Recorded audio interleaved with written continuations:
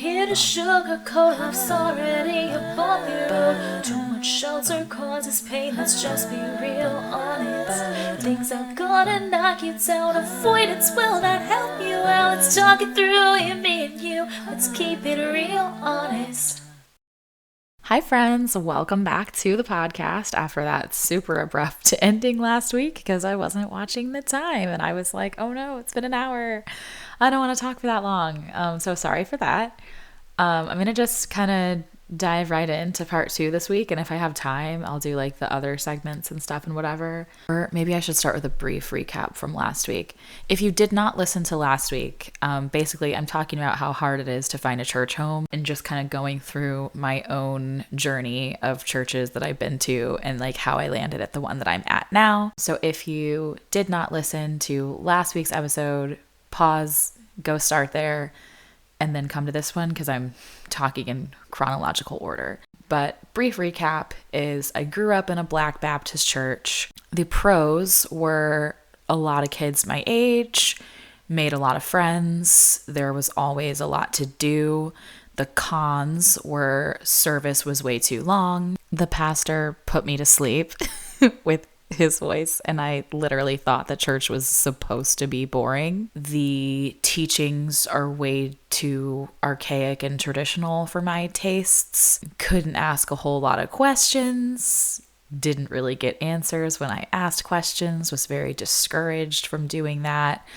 And I walked away from that church with the belief that if I followed the 10 Commandments and I did good things and I wasn't a murderer or a cheater or a thief, then God would bless me.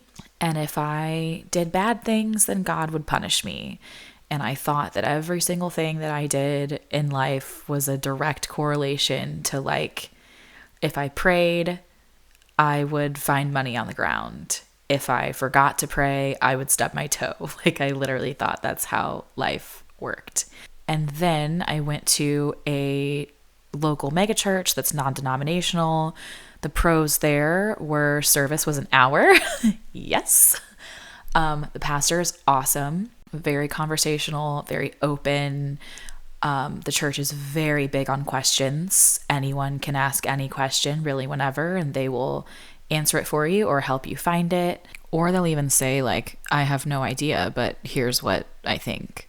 Cons there were the community. I feel like the friend who originally brought me to this church ended up leaving it before I did. And we had a conversation about it one day, and I really like how he put it. He said, this church would have you believe that the church is a place that facilitates the people. And that's not true, and that's not biblical, because the Bible says that the body of Christ, which is us as the people, we are the church. And so this church wasn't really doing the work when it came to life change or helping people grow and understand. It was kind of like, if you personally wanted to learn more about the Bible and you wanted to change your life, the church did have resources that would help you do that, but you would have to really work hard to find them. All the church was really trying to do was cater to a very large group of people, and they do that very well. So if you're the type of person that just likes to go to church on Sunday, hear a message, feel good, and then not engage with the message or what you learned at all for the rest of the week until you go again the following Sunday, that's totally cool. The young adult group that I was a part of frequently went to the Saturday night service together because everybody would like go out to some bar after and like get drunk together. And I was just like, these things seem like contradictory activities, but that was very the culture of the church. It was like, if you kind of want to just add church to your routine, but not really go deep, then this is a great place for it. And then, you know, there was that crazy pastor on staff that I had the displeasure of knowing, but that was last week, so we won't talk about that again. After leaving that church, I decided to come up with a criteria of like what was important to me to guide my church search. And I guess I've had a lot of people ask, like, why didn't you just stop going? Like, what made you, after you had these two like awful experiences, like what was it that made you still want to even go to church at all? And I think at that point in my life, I still was kind of very afraid of going to hell, where I had this belief that I had studied the basics of other religions and figured out like what different people believed. And I was kind of like, okay, well, if the religion that says everybody that dies is reincarnated, it doesn't really matter if you believe in that or not. It's kind of just like based on how many good deeds you do, you get reincarnated into like a higher class in the next life. But it doesn't say like if you totally reject this and you don't believe it, that factors into it. So I think I still very much had the belief of like, okay, well, Christianity says if I don't subscribe to it, I'm going to hell, which that's a whole other thing we can get into in a different podcast later. But I'm telling you, this is what I believed at the time. And I also was very aware that the experiences that I had were based on people. So like I felt like the pastors and teachers and leaders at my parents' church just are living in the past, and I don't think their church has grown a whole lot since I stopped going to it. And I think that is because they are living in the past and they just don't want to get with the times and figure it out and be open and learn how to actually love people. And then the second church that I went to, I left very specifically because of the bad experience that I had with the crazy pastor that was on staff. But I was very like, I had an issue with her. I didn't have an issue. I never had an issue with God. Like I never felt like God didn't love me or God didn't want me or like God was terrible. Somehow I knew that I just didn't understand God and I just didn't know God. And I think I was in a place where I was pursuing like, who really is God and does God really love me? Because I also was severely depressed the whole time I was going to this local mega church. I was very, very depressed. And I was just kind of reaching in any direction of like, what is going to help me not be so sad all the time. My mom is a believer and she is someone who has never been able to explain faith. She's never been able to explain her faith to me or how prayer works or anything about it, which I think is really unfortunate because she has such strong faith and a great prayer life. But she would always say, just talk to Jesus.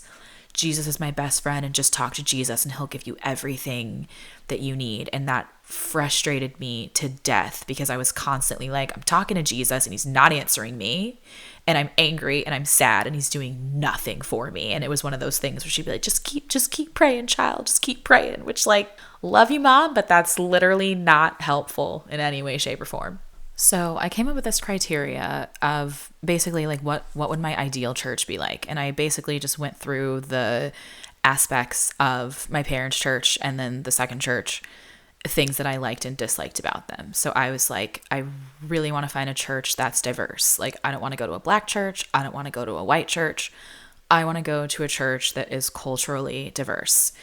I want a pastor that has a conversational tone. Like I do not like screamy, yelly style preaching. I don't want to be concerned 10 minutes into the 3-hour sermon that the pastor is going to have a heart attack because he's sweating bullets and jumping up and down.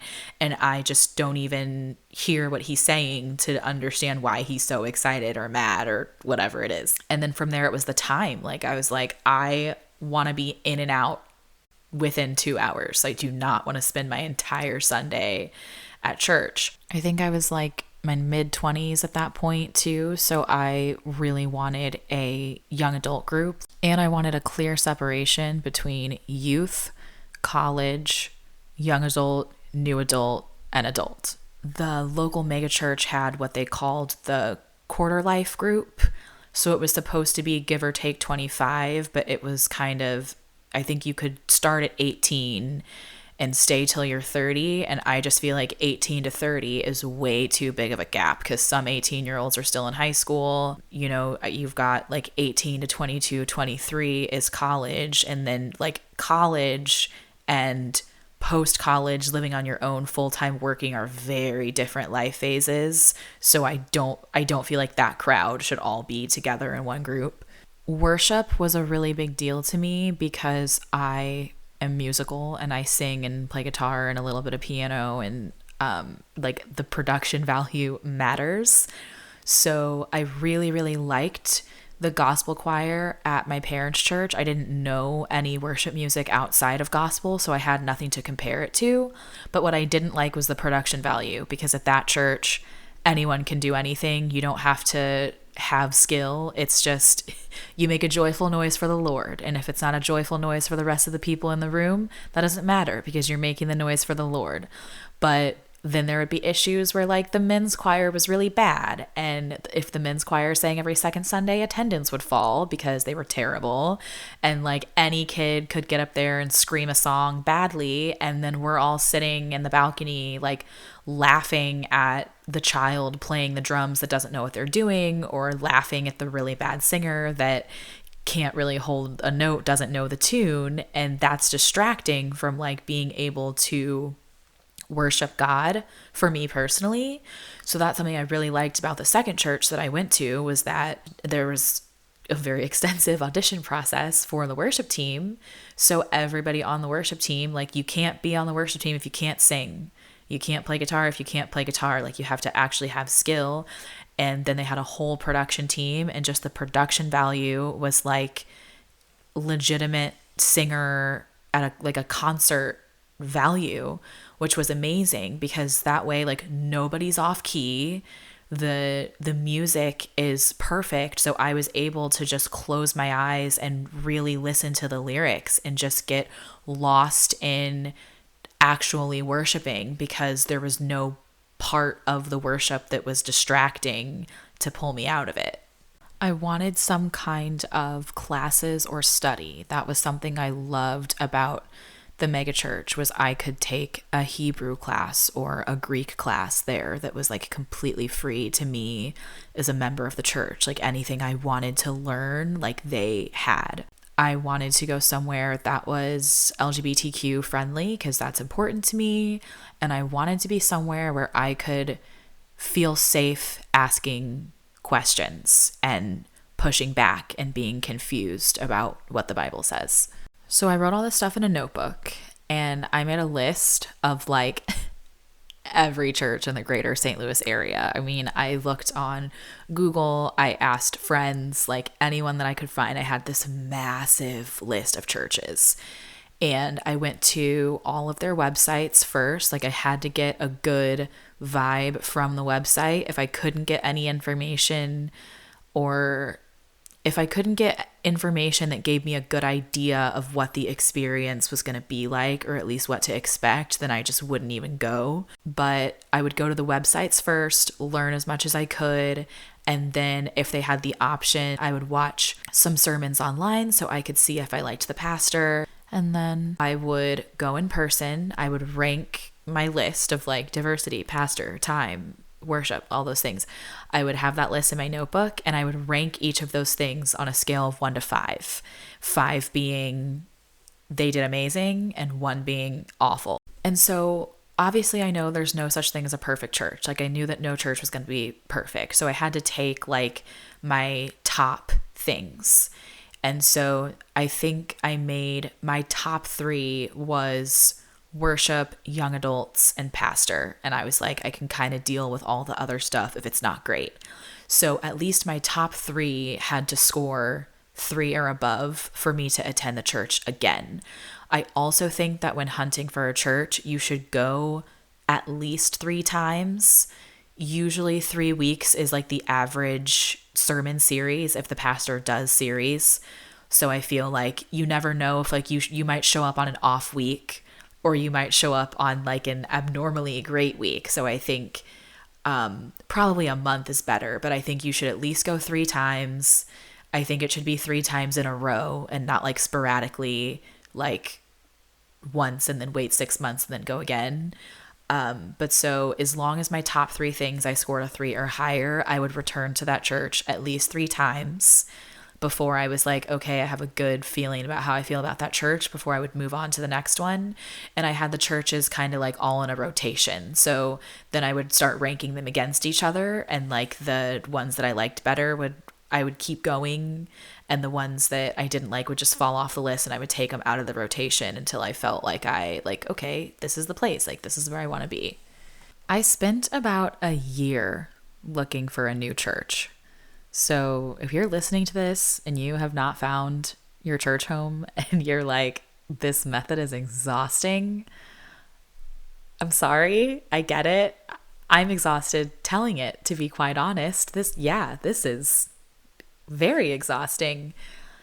But I think it's a pretty sound method. I think it's a good idea. I think it works. I would do it again. But also it depends on what's important to you. Like if you're the kind of person that wants to just go on Sunday and not really get involved, then you're going to have less on your wish list, which is, fine. If that's enough for you in your spiritual journey, then that's totally fine. I think that all of us are on our own spiritual journey. All of our lists are going to be very different, and you just need to find what's important to you. As much as I think my method is a really good idea, I think it would have been better for me to do in my 30s, because as my wish list completely flew out the window when I met a cute worship leader. So that's unfortunate. It's funny because I find a lot of Christians to be really weird.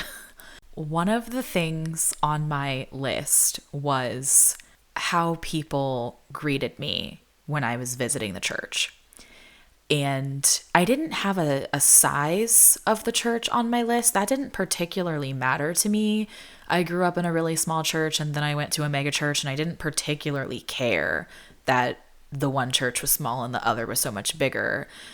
It was more that with the small church, I did not like that everyone felt like family. Like I had random old ladies hugging me and kissing me because they knew my parents and they saw me grow up, so they felt like family. And I'm like, you're not family, you're a stranger, do not put your lips on me. And I would have like random adults telling me that my shorts were too short or whatever, I needed to change. And I was like, yo, you're not my mom. Like my mom saw me when I left the house before youth group, and she said nothing to me about my shorts. My mom is the person that gets to tell me to go change. You don't. Like, you don't know me. Shut up. So I definitely didn't like that. I did not like the entitlement that all of the older people at church felt like they had a right to say certain things because they felt like parental figures or grandparents. I don't know. Whereas like at the mega church, that never happened because no one is like assuming that they knew you better. But another thing that I noticed was at the really small churches where everybody knows everyone is they notice when new people come because you're all kind of sitting in the same seat every Sunday. So if you're not there the next week, your seat neighbor is like, oh, where were you last week? And that just feels very judgy and annoying. So I could always tell when I visited a new church that was really small, and like I feel like it was weird when people would come up to me and be like, oh my gosh, it's your first time. And one time these girls even followed me to the parking lot and were like, so what did you think? Are you going to be back? And I just honestly said to them, I was like, if I didn't like it and I wasn't going to come back, do you think I would tell you? Like truly, following somebody to the parking lot to ask for feedback like this, if your goal is to get genuine feedback, that's not the way to do it. Like I found that very overbearing. So I did really like going to bigger churches just because I like to have the option to, if I'm visiting your church and I don't want to talk to anyone and I want to quietly observe from the back, I want the option to do that. And then, most churches have like an information desk or something. So if I want more information and I want to talk to somebody, great, I'll go to the info desk. Let me seek out the information. And another thing I really love when churches do like a VIP thing for first timers where you can like sign up on the website and say, I'm visiting for the first time, and they send somebody to like meet you at the front door. That person usually will give you a tour, they'll sit with you. That's really cool. And you can ask them any kind of questions that you have about the church. I really like that kind of stuff. So the cute worship pastor it was a church that like, it's a giant church, and they had recently opened like a smaller campus, and he was the worship leader of the smaller campus. And so it was small enough for people to know like if you were new or not. But I liked that he was the one that came up to me because I had like watched him lead worship. I had enjoyed the service, really liked the pastor. And then he would like hang out in the back of the room after service to like talk to people.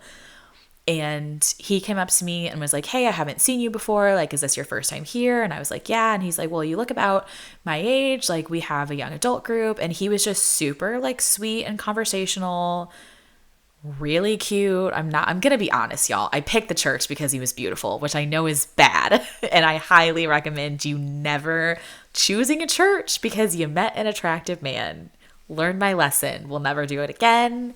But I did it, and I was like, this is the church for me. I will say, though, as far as the list of things, I did really love the pastor. Like, I felt like I was learning something every week. He was very conversational. I thought the pastor was great.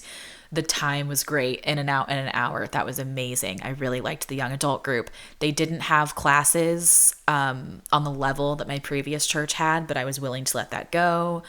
I did feel like they were LGBTQ friendly to an extent that I could tolerate. I felt like they were at least progressive and like moving in the right direction, very open to questions. Diversity was not there at all. I was literally the only speck of brown in the whole room, which I hated, but I was like, that's how it is at work. That's how it was at school my whole life. Like, I'm used to it, so I can deal.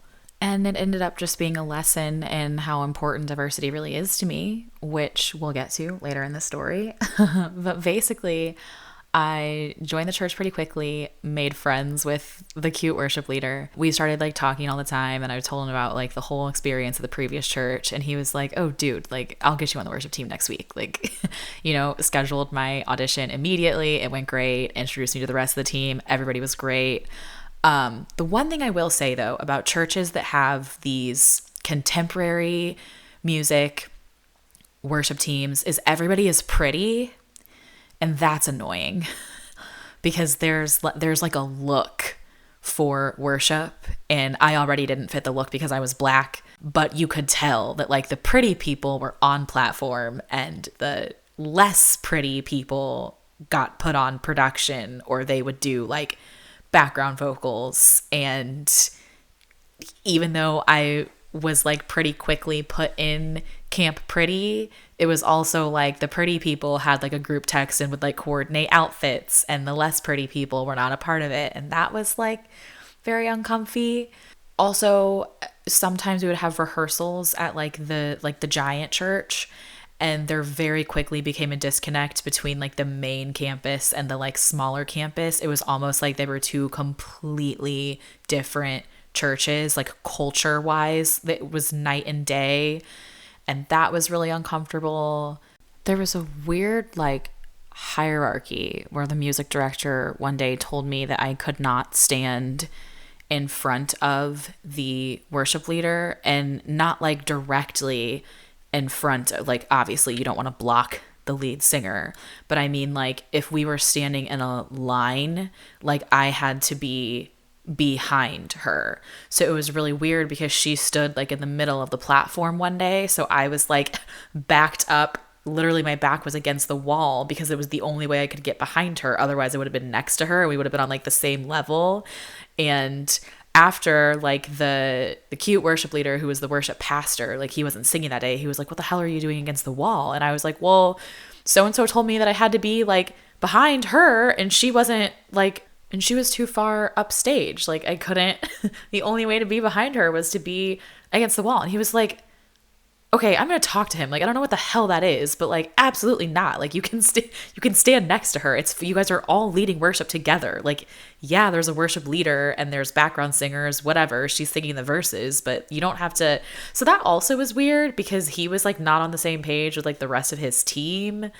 And there's like a worship pastor and then there's a worship leader, which are both separate from the music director, who's the person that's actually in charge of what's happening during the set. So all of that, like the politics I hated, but I did get to learn like how to use in-ear monitors, which are really cool. That was a lot of fun. So it was like an overall like cool learning experience that I'm grateful for. The cute worship pastor got a girlfriend and then started being really mean to me, which was weird. I think he like had a crush on me and then didn't know how to handle it when he decided to date her instead. And I was like, bro, we are like approaching 30. We can be adults about this, but he could not, and whatever. That's a different story. There just were a lot of odd, like the young adults at this church were very young. Like it felt very high school, and there were a lot of weird social, like this was a side hug church. If you're a Christian, you probably like, exactly what I'm talking about. But there are certain churches where, to keep everything kosher, it's like only side hugs are allowed. No one does like full on regular hugs because it can be misconstrued. And I'm just like, I don't want to deal with this. I only lasted 8 months at this church. The main reason I left this church was because diversity was a huge problem. So I made a friend at this church who I had no business being friends with, and really and truly, aside from the fact that she and I went to this church together, the only thing that we had in common was that both of us were very lonely. And so we both worked 9 to 5. So we had like nights and weekends free. So we both had a lot of time. We were very lonely and like desperately in need of friendship. And so we kind of got attached at the hip immediately, just because whenever it came to like volunteering at the church, like we both would have the same nights free to do that and that kind of thing. We were both in the young adult group, so we would like hang out all the time. And there just wasn't really any substance to the friendship. It was kind of just like a desperation of like, we both wanted a best friend so bad. It was like, oh great, you're my best friend now. And we were very like, we got very cliquey and very exclusive to each other very fast, because we were kind of like, we don't want anyone else to be a part of this friendship because we don't want to lose each other, because we've both been friendless for so long. Like we really wanted to protect this like new relationship that we had. But that was kind of the whole young adult group at this church in general. Like it was very cliquey. And even though there were only like 25 of us, it was split in 2 groups. We like met at 2 different houses, and it was just really cliquey. It was just, I don't know, it was very weird.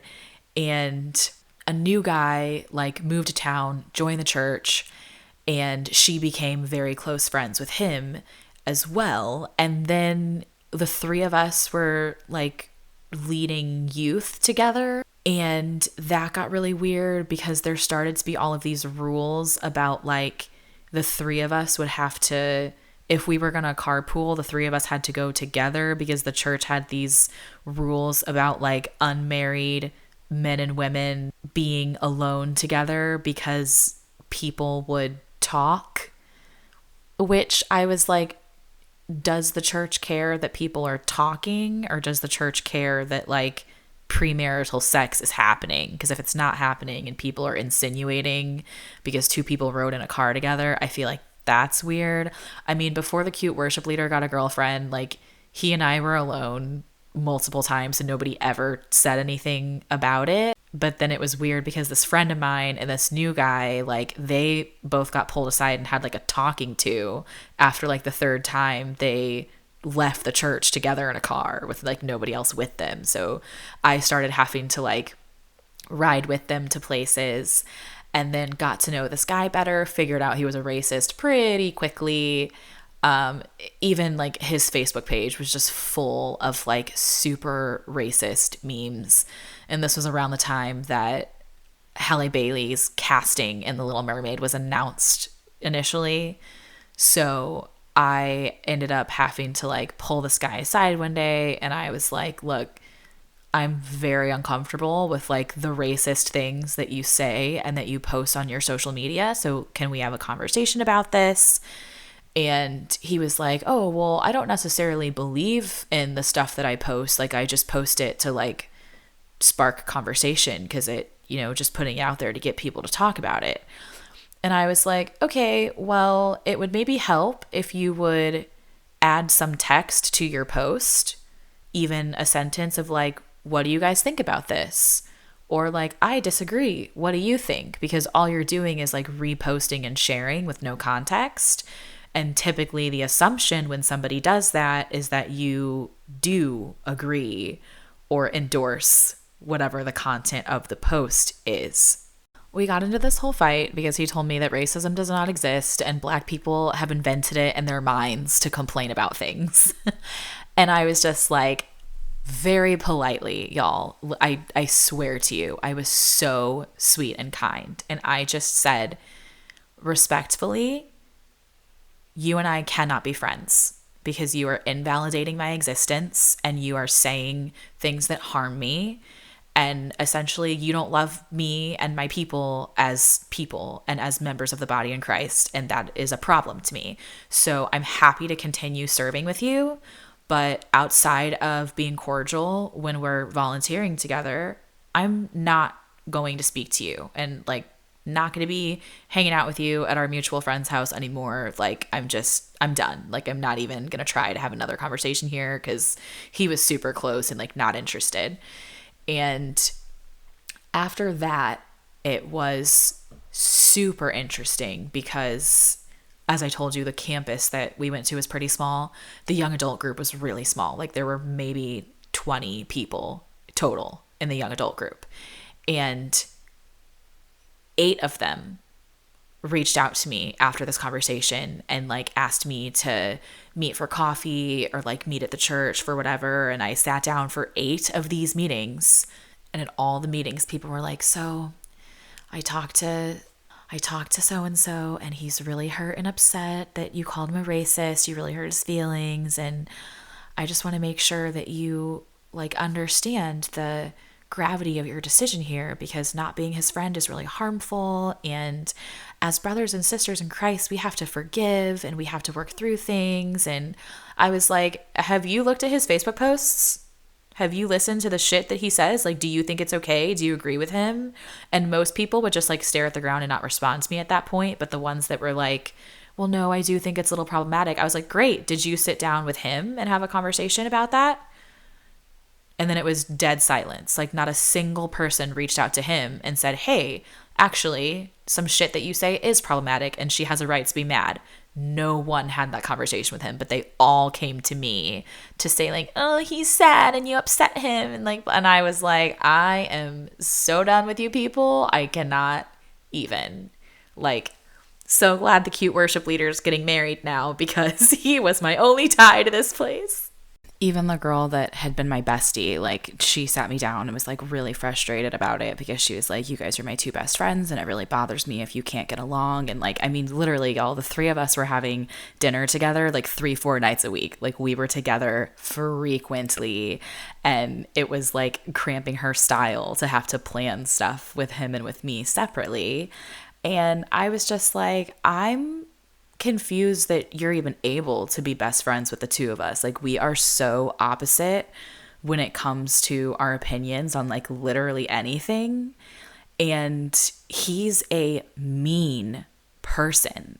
Like, and she's like, but he loves Jesus. And I'm like, I don't care if he loves Jesus. He hates gay people. He hates Black people. He hates literally anyone that's not straight and white. Like actively hates them. And she's like, he doesn't hate anyone. He's a Christian. And I am like, just because he goes to the same church as us doesn't make him a Christian. Like we got into a whole argument about this. And I told her, I was like, at the end of the day, if you want to have a racist for a best friend, cool. But you need to like, have the balls to say the dude's a racist and I don't care. The dude's a bigot and I don't care. And I just told her, I was like, if that's the kind of person that you want to call your best friend, I don't even want to call you my acquaintance. Like, you're not somebody I want around if that's the person that's the closest to you, and you can't even call him on his shit. And she just got like so upset with me. We never spoke again. She didn't reach out not one time after I left the church, and I didn't reach out to her either. I don't care, because the friendship was never strong to begin with. But once again, this church experience was shitty because of people, which again had nothing to do with God.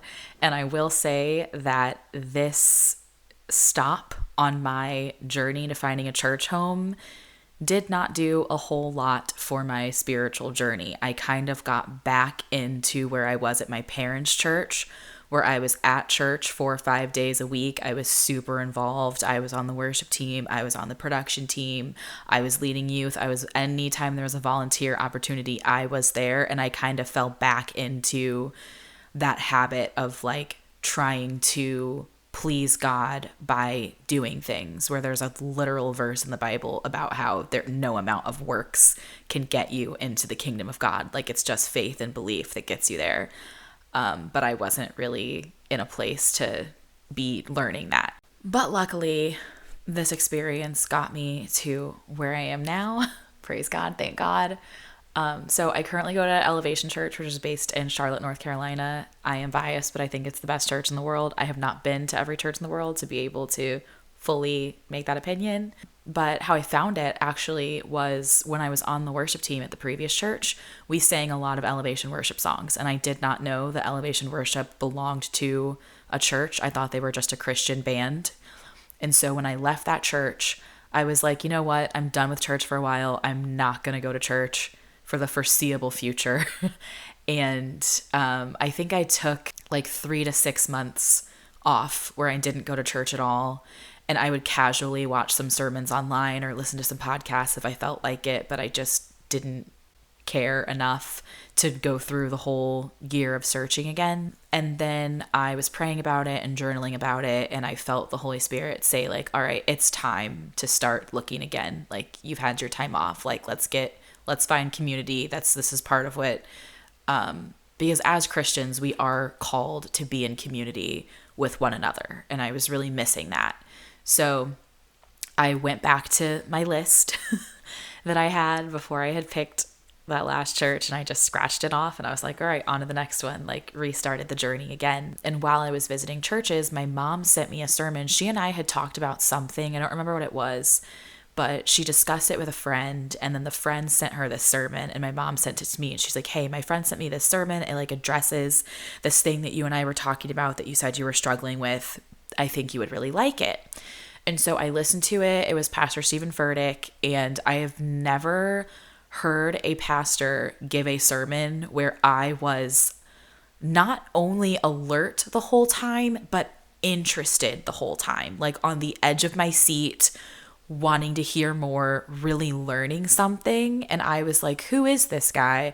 And I started like researching him, Googling him. And then I was like, oh, no way. Like, his church has the worship team that sings all of these songs that I love. And then I found out that they like write their own songs, and he's a songwriter. And I got really into like the worship and the sermons, and like the whole worship experience at Elevation is just my favorite. And I was still doing my local church search, and every single week after I visited a local church, even if it checked most of the things off my list, I would still get home and watch Elevation and just like that experience better. And I just always preferred it. And I was starting to get upset where like I would go to a local church and I'd be like, I just want to stay home and watch Elevation. Like, I get so much more from that than I do with any of these places in person. And I had a really hard time with it because I discussed it with my parents at one point, and I will never forget my dad said something absurd like, online church is for sick and disabled people. This was pre-COVID, by the way. But, you know, like there was a lot of that was hammered into me where people were like, you can't go to church online. Like, you have to go to church in person. And so I struggled with that for a while. And then there finally was a day where I was home by myself, finished the worship experience, I was praying, and God was just like, why do you care so much what other people think? Church is about you and me. It's about you getting closer to me.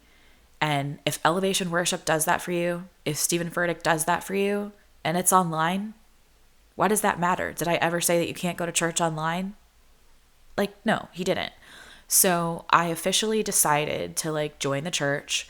And then if you log in like 10, 15 minutes before the worship experience, they have what's called the pre-experience. And they talk about like all kinds of opportunities and events and stuff that the church has going on. And so they started talking about, you know, if you attend online and you don't live anywhere near Charlotte, North Carolina, we do still have volunteer opportunities for you. So I went to volunteer orientation that they had on Zoom, and I learned about all of the different opportunities that they have for online volunteers. And like online is a campus at Elevation and has been for years and years and years now. It wasn't created due to COVID, like before that. And so I started out, I joined their welcome team, which was pretty cool because you get to call people all over the world when people like either give their life to Christ or join the church. Like they get like somebody personally reaches out to them to hear about their story and their spiritual journey. And that was just really amazing to get to connect with so many people. And then I joined an e-group, which is what Elevation calls their small groups. And I was in this e-group with a bunch of women that were my mom's age. So it was a little annoying because I was having a lot of issues with my mom at the time. And anytime that I would want to talk about it, like there was only one girl in the group who was my age. So she would always call me after and be like, hey, I get it. But all of the women in the group that were my mom's age would just be looking at it from my mom's perspective. And I was like, that's not what I need right now. But it still was nice to be in the group. The girl that was my age lives in Brazil, and she's now one of my best friends. And it's so cool to say like one of my best friends lives in Brazil. And I transitioned from the welcome team to the e-groups team because I wanted to start my own e-group because I couldn't find one for people my age. So I was like, I'm going to just start a group for 20s and 30s. So I did that. And I intentionally, when I started it, I put my group on Saturday mornings because I wanted to be able to connect with more of the international members of Elevation. And my e-group filled up, and like the first day that it was live on the website, I had like 30 people sign up. And like now of my closest friends, like one of them lives in Canada, one of them lives in Portugal. I have a friend in Singapore. I have a friend in Indonesia. And like, it's just so insane that like, and we talk pretty frequently, like, you know, we just use WhatsApp, and it's awesome. I have since moved my group a few times just due to like personal schedule and stuff. So now we meet on Wednesday nights at 7 Central. So if you're between the ages of 25 and 35, give or take, and you're looking for a small group, hit me up. You can join. Everyone that I have met at Elevation is so genuine.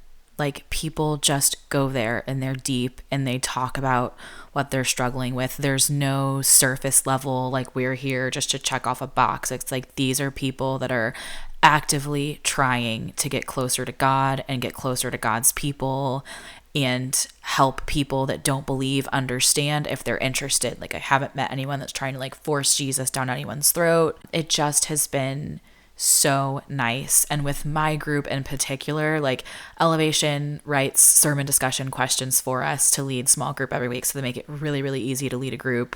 And they even give you like icebreakers, and I always skip those. And I tell new people when they join my group, I'm like, look, I don't do icebreakers. I don't do small talk. Like we are here to get deep. I'm gonna ask you about your problems, what makes you cry, what are you scared of, because that's how I'm gonna know you, and that's how I'm gonna help you. And like thankfully, I've gotten so many people that join my group that like love it and they gravitate toward that, and it's just been awesome. The other really cool thing is that shortly after I joined Elevation, my sister moved to Charlotte for her new job. And so I went to visit her, and she and I went to Elevation has like, I honestly don't know how many, I think like 9 or 10 campuses in the Carolinas. And then there's 2 in Florida and 2 in Canada. I think those are all of them, but I'm really not sure, like physical campuses. But since I went to go visit my sister in Charlotte, she and I went to one of the physical campuses. And y'all, it was the first time in my life I have ever been in a church that had too many brown people to count. Like I was looking all around the room and I was like, oh my gosh, there are so many of us, but we're not the majority. Like it's not a black church, but it's not a white church. It's not a Hispanic church. It is a melting pot. Like there were so many cultures and races in the room. And I saw like same-sex couples holding hands and having like their arms around each other, sitting right in front of us, worshiping alongside everyone else. And nobody was side-eyeing them or being weird about it. And I just felt at home. It was like the first time in my life I've ever cried during a worship experience.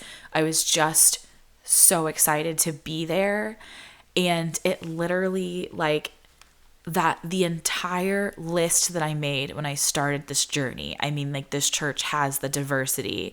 They have an amazing pastor, and his wife, our pastor Holly, is amazing and writes these studies that we do every year that I just love. The experience is an hour. They don't have a young adult group in particular, but I was able to make one, so that worked for me. The worship is amazing. They don't have classes that people can take, but the sermon is a class. Like, I learn so much from Pastor Stephen, like the context that he gives.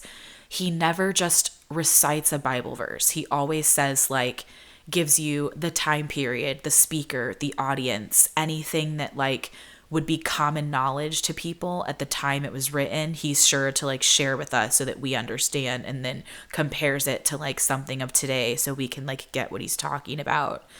And I can like reach out to staff whenever I want and ask questions. And it has just been the absolute, just looking back through my notebook of like every single thing that I wanted in a church, it has everything. I mean, everything. And I'm not even going to tell you that the church is perfect, because it's not. Like every church has its issues.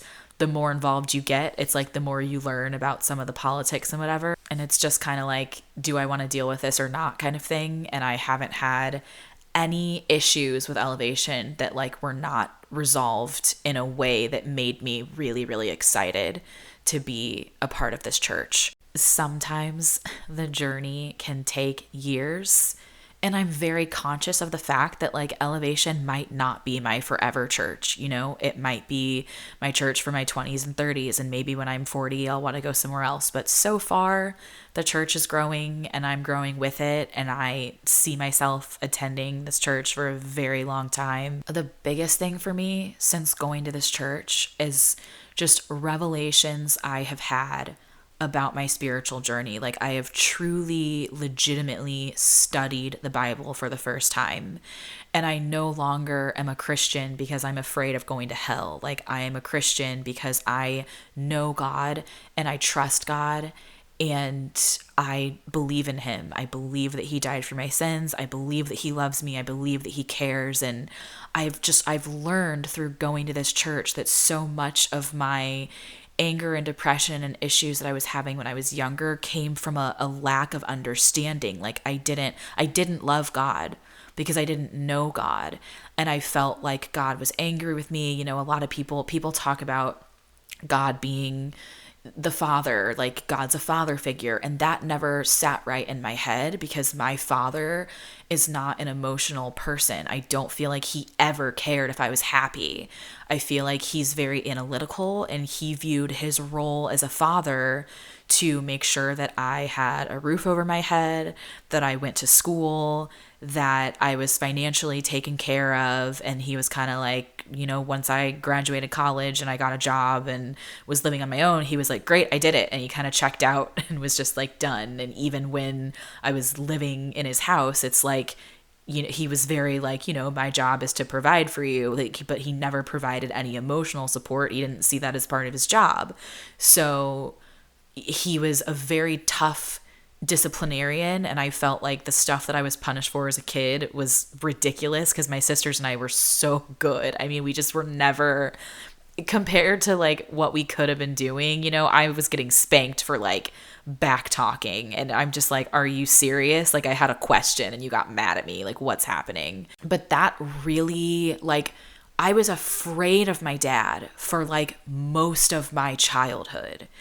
And people would talk about in church, they would talk about the fear of God. And like, even like before my dad would spank me, it'd be like, put the fear of God in those kids. And, you know, they would always quote, spare the rod, spoil the child. And I have since learned that the fear of God is not that you're supposed to be afraid of God.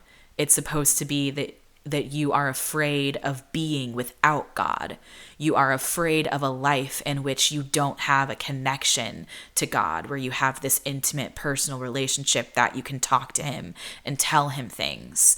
And so when people kept saying, like, think of God as a father figure, I would compare God to the only father figure that I know, which is my father. And I am like, I receive him as very cold and very detached. And my therapist used to tell me that I would describe God as like a figure that sits up in the clouds and watches my life. And like, he could step in, but he wouldn't. He just kind of sat there watching me. And that's really how I felt for like most of my life. I was like, yeah, I don't think that God intimately cares about me. And it really was just because I didn't know him. Like, I've met so many people that talk about God and say that like God is their best friend. My mom's one of those people, and I still can't describe that God that way. To be perfectly honest with you, I do not consider God my best friend. I don't talk to God like that. I'm not on that level with him, but I think I'm getting there, in which I do see God as someone that loves me and cares about me and roots for me and truly wants me to succeed. He's not just waiting for me to screw up so that he can punish me. And if you are a person that is still like in that space where like that's who you think he is, like I encourage you to find a community and a church that is truly teaching who God is, because that is fundamentally, I mean, before you read any other Bible story, before you learn about sin and grace, you have to understand who Jesus is and what Jesus wants. And I feel like that was just mistaught to me at the church that I grew up in. But I'm not upset about it, because it all put me on this journey that brought me to where I am today. We are now at 51 minutes. I was trying to do this in 45, so I'm sorry that this is almost an hour once again. But thank you all for listening. If you have any questions, comments, concerns, you can email me at realhonestpod@gmail.com. Movie rec of the week is Barbie. If you haven't seen Barbie, see Barbie. If you have seen Barbie, see Barbie again. I say this about a lot of movies, so a lot of my friends and family that are listening to this are probably like, oh my gosh, she's so dramatic. Every movie is her favorite movie, but Barbie is legitimately my favorite movie ever in my life.